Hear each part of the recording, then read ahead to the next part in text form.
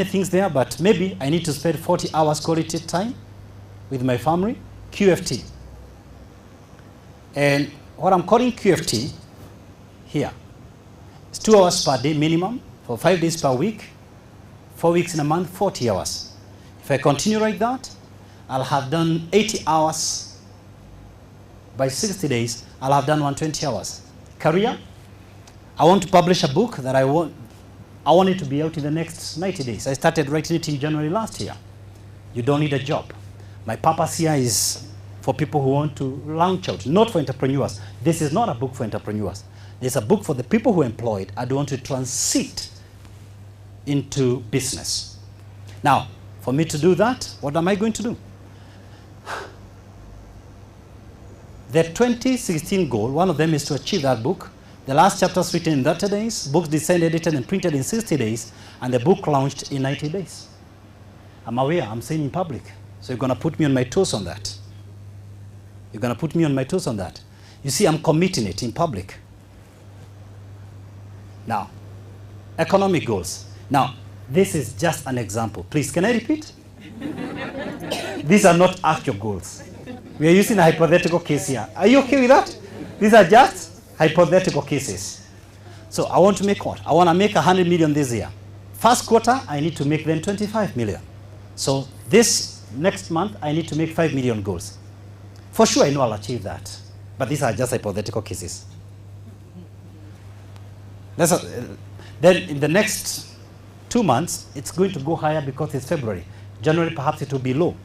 And maybe this is based on what the tenders I'm already having.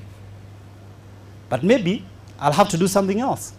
I'm supporting Mercy for a salon business she's running, and she wants to open 2 branches this quarter. So we sign the lease with the landlord, we look for space, and the last month, maybe we get it designed and opened.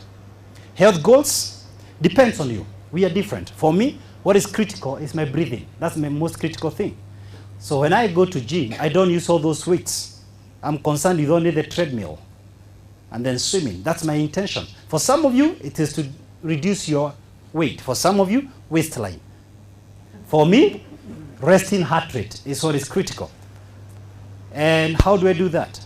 Number of hours. Then I sign down here, and then I have a PAM partner. Her name is Mercy Wamaitha Munionganga. Why? She keeps me on check. There's a possibility many of you listening to me think I'm just giving words. Before Mercy married, I was practicing this. When we got married with my wife, about 13 years ago, we wrote a journal of what we want to achieve in 10 years, then 1 year. Then every day, I would write in blue what I want to do. In the evening, we'll check with her. We'll check, where am I against what I plan to do. During those days, I used to knock door to go and train. For the last 5 years, I have not knocked any door. People already know my name. Out of the YouTubes that you people are listening, we have 6 emails of people asking me to go and speak. But it didn't start like that. So we wrote it down. And I tell you this with all honesty. We checked every night. Every night. Every night. Goals do work. I gave you examples of other people. I wanted also to give my personal experience. Goals do work. We wrote them down. We wrote them down. And I have met achieving goals a year or 2 earlier than the 10-year goals we had planned to do. And we decided we were going to have some academic goals, some financial goals, some health goals, some spiritual goals. Goals do work. Is that after this meeting, we will sit down and write them down. We will sit down and write them down. And this takes me to my 5th lesson tonight. Winning values. Winning values. And I just want to discuss 3 values. And the first value, I want to call it inner character. When you identify your lifelong goal, you realize the most critical thing is not what you get, but who you become. What you become. What becomes of you becomes the most critical thing. When this is not clear, you try shortcuts. You see, we are a country which likes shortcuts. The president, I know here we have different political positions. I am not doing politics. But the president and the deputy announced 30% deal for ladies and for youth, and some of them could be in our midst. And if you definitely know what I teach, I'm definitely against that. What simply we are telling women and youth, today you can go and supply sand, tomorrow cement, tomorrow, the next day computers, the next day phones, the next day you can do a road construction. Whatever you hear is a nation of deals. And the reason our leaders are doing this is because the overwhelming majority of them reach the top through deals. They have never mastered a craft. They don't have skills to run any business from scratch, from ground zero. So the only way to encourage the youth is to try deals. And that's why, year in, year out. I'm saying this because I do a lot of research. I do a lot of reading. Believe me, friends, there are many countries that decided to instill different values. So if there's that young man who supplies stationery, he sticks to stationery. He can supply to government, to schools, to hospitals, to individuals, but he's identified as a stationery supplier. In Kenya, you meet people hopping from one thing to the other. Why? They are trying a shortcut to the top. The second value we want to instill in Sense 101, I'm going to call it continuous learning. And this is the essence of this meeting. Great people never graduate from learning. The most dangerous day is that moment you feel you do not want to learn. Let me say this. Everything you say, you already know. Whenever you open your mouth to speak, you are learning nothing. Everything you say, you know. Right now, as we speak, you are learning. I'm not. Believe it or not, there is not a single statement I'm making accidentally. I've thought through it over and over again. You're learning. I'm not. Every great person learns. Some of the greatest entrepreneurs you've ever seen, they just probe for information. Deep and deep and deep, and they keep asking questions. Unfortunately, the poor man is always willing to say much.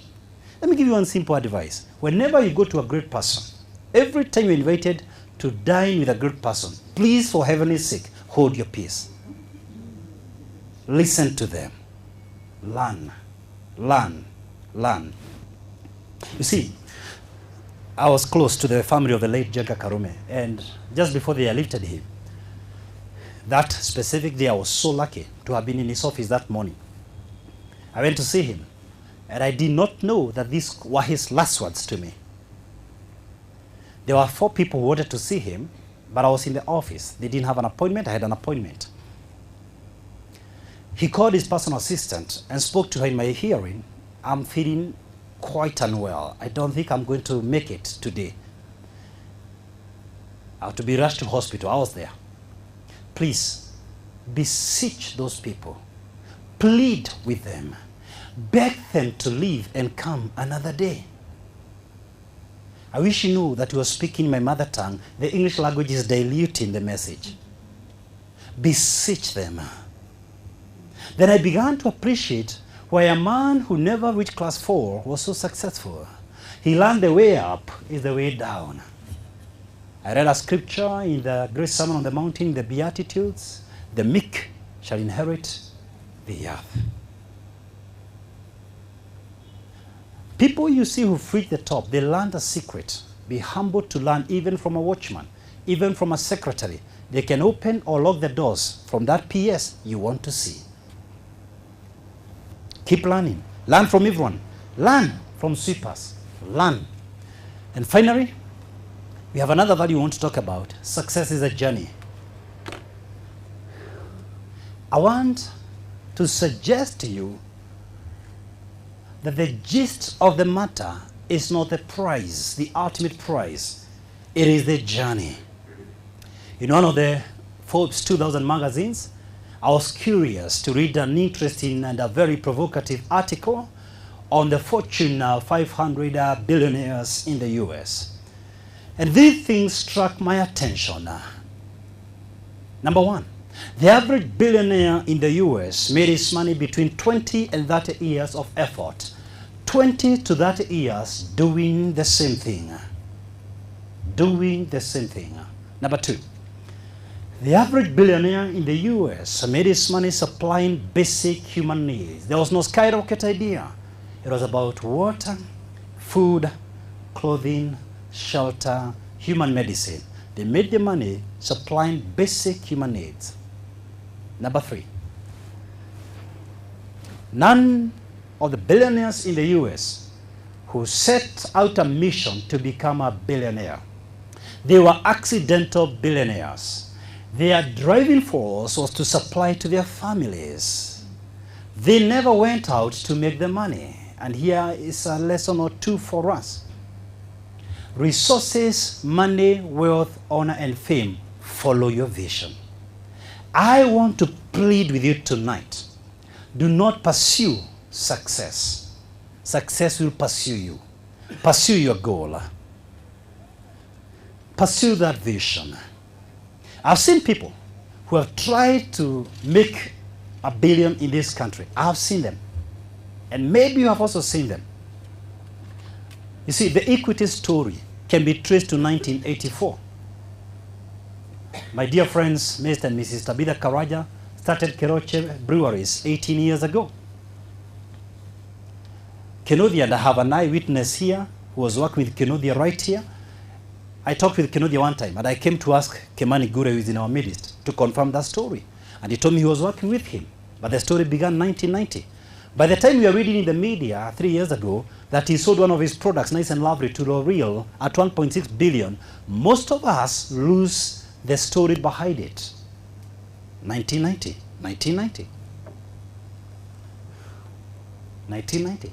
Comfort Group, which is chaired by Manu Chadaria, started when Saucepan was bought by his grandfather in 1929. Bill Gates opened the shops of Microsoft on 4th of April 1975. And Warren Buffett's empire can be traced way back to 70 years ago. No quick fixes. Success is a journey. But you see, why we mistake this is because we have a wrong definition of success. And I think the best definition I've ever had in my entire lifetime is from Earl Nightingale. He said, and I quote, "Success is a progressive realization of a worthy ideal." I love that definition of Earl Nightingale because he studied different people. Let me get personal here for a moment. I'm a speaker. This year I have many speaking engagements. In October, I'll be speaking in a major conference in the United States, and I'll be inviting about 4 other campuses in different states in the United States. I'll be leaving for Rwanda shortly later this month, among other places. This is what I love. This is my passion. This is my everything. So what I do every day, 5 things. Look, every day I read. Every day I write. Every day I file thoughts. Every day I do critical thinking, what I call reflective thinking. Every day I ask myself critical questions. Hold that thought. Then I'm going to tell you what I've been teaching Sense 101 since we began. Look at me, if you can. There are 2 values I want to teach, but this is one of them right here. I have an axe.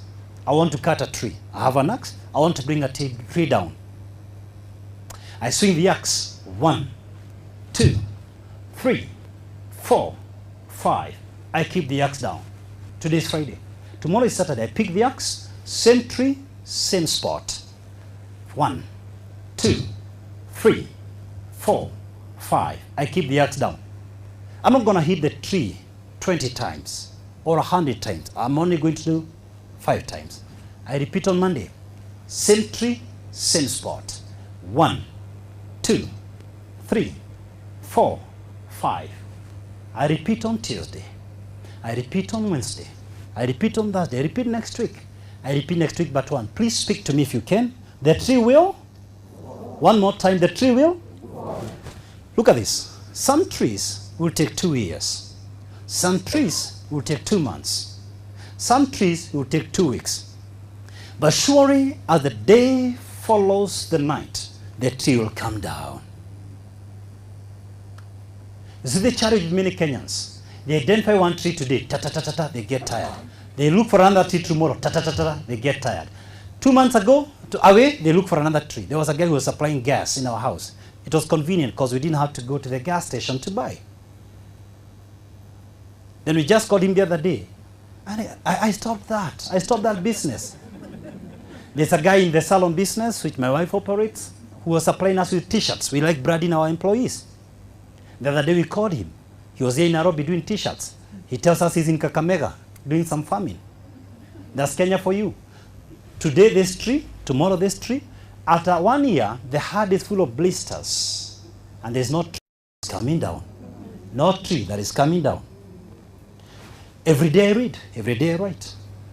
Every day I follow thoughts. Every day I do reflective thinking. And I ask myself critical questions. Some people tell me, let's build roads.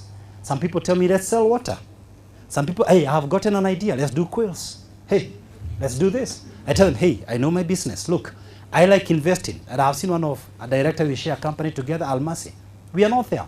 We meet once 2 months. Explico, we meet once a month. Top Pros, which is a beauty industry. I'm an investor. I'm not there. What do? Every day I talk to people. Engineer Kamaru, it looks good, eh? It looks glorious. Stand up.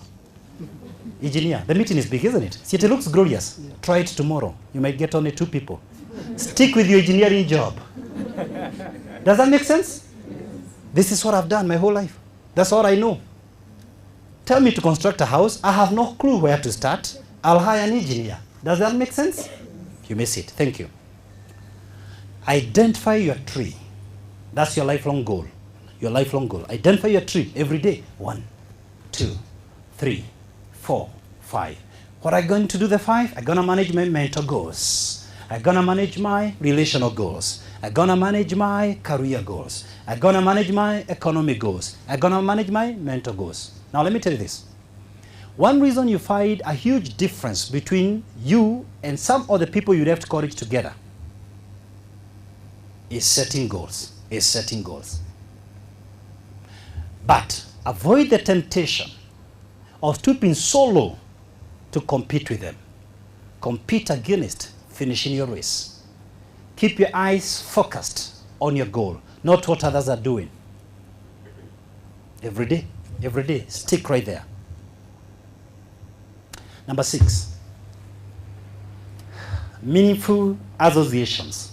Meaningful associations. If PAM will become a reality, the one I showed you, the personal accountability matrix, you need an accountability partner. You need someone to check you on a day-to-day basis, to call you per week, per month. Let's review our goals. Let's be accountable to one another. You must pick someone you're absolutely convinced they're in your best interest. I regret to remind you, most of our family members, most of the friends you are together in school, be it in high school, elementary school, or even in the colleges and universities, may not be in your best interest. In fact, if you ask me my honest opinion, before you leave this meeting, I would identify my PAM partner in this meeting. Someone I'll be willing to be vulnerable to and tell them, keep me on track. Derek, ensure I publish that book. You don't need a job. By the way, I promise some guys in the US, they're waiting for it. Keep me on track. Get someone here. Keep me on track. Don't complicate the list. You see, Warren Buffett one day called his pilot. And he told him to write 50 goals he wants to achieve in the next 5 years. Write down. Papa, he wrote. Then he asked him, now can you pick 10 out of the 50? Then the 5, then the 1. Then he told him this statement. If it is not the only thing you can do, don't do it. It must be the only thing that you can do. This is the only thing I don't delegate. What I'm doing here. Everything else I can delegate. Why? This is my brand. I can't sell it. I can't give it. You can pick my notes. You won't present like me. Is that a fact? Sure. So I can't delegate. This is a gift. It's a talent. But I work on it. I find out my gift. I work on it. Now, the second value I want to teach is right here on associations. There are some values I speak in Sense 101 because I want them to be understood. This is critical for me. You will not achieve your goals unless you're very careful with who you work with. Let me put it this way. Your level of association will determine your destiny. You can't perform in a manner that is inconsistent with your level of association.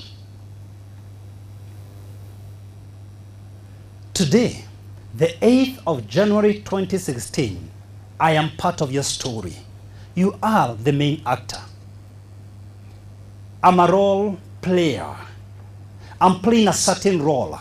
For majority of you, there is no doubt in my heart, you'll come back again for these meetings. For some of you, you may never return.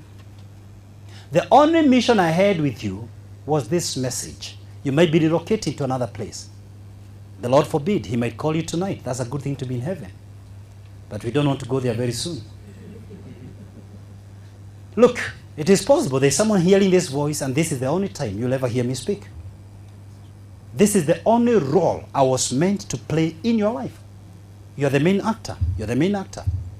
Why am I saying this? There are some people God brought to you for a season, and the season is over.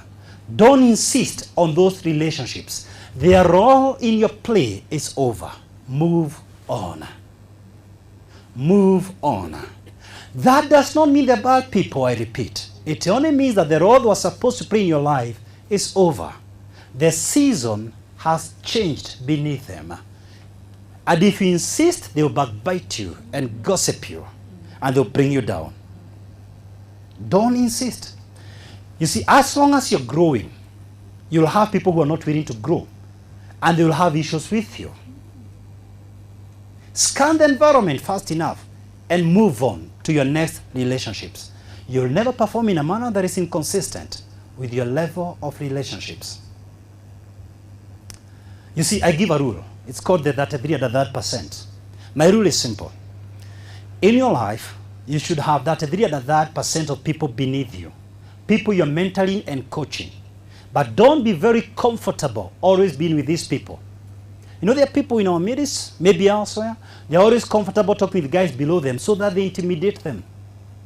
You're the only guy driving in that clique. Please, if you don't know, you are retrogressing. Then a third in your relationships should be people at your level. We call them peers. Because these are the people who can check how you're progressing. You should pick your palm partner in this category. Then the last category, that 3%, must always remain people who are way ahead of you to challenge your comfort zone. Let me say this. I know this might sound unkind, but I must say it. Don't spend time with everyone.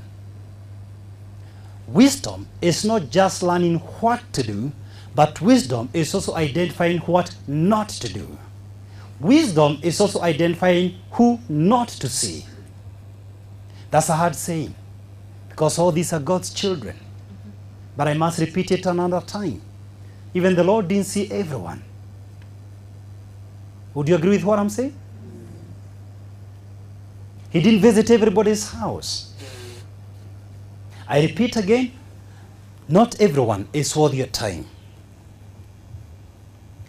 They are valuable people to their families. They are valuable people in the eyes of God, but they might not be valuable to you. Don't waste your life trying to impress people. Those of you who know me, Erastus can attest to this, and all my friends, I don't try to do that. I say with humility, I know I'm an extremely focused person. And normally, I say it in black and white.